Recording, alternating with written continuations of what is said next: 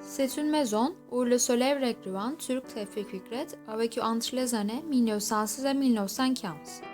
Edebiyat jadide a créé par Tevfik Fikret. C'est le premier musée de la littérature en Turquie. Le tombeau de Tevfik Fikret est dans le jardin du musée Archian. À la maison, rien n'a changé. Le salon qui est dans le rez-de-chaussée est pour le visiteur. Il y a des décorations sur le plafond.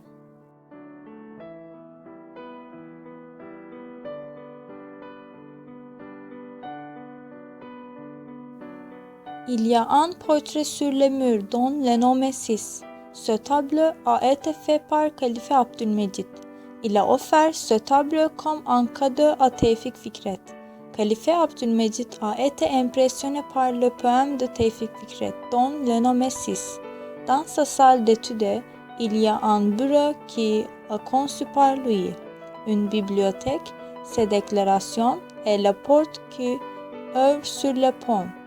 Ce pont va à Robert College, Université de Boğaziçi.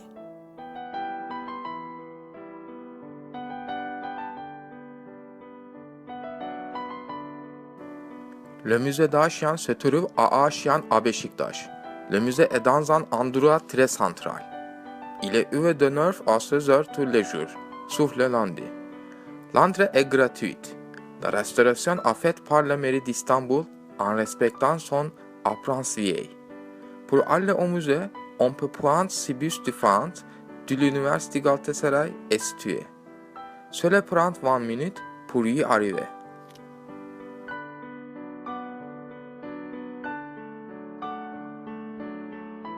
Selon nous, les gens ne connaissent pas très bien Tevfik Fikret.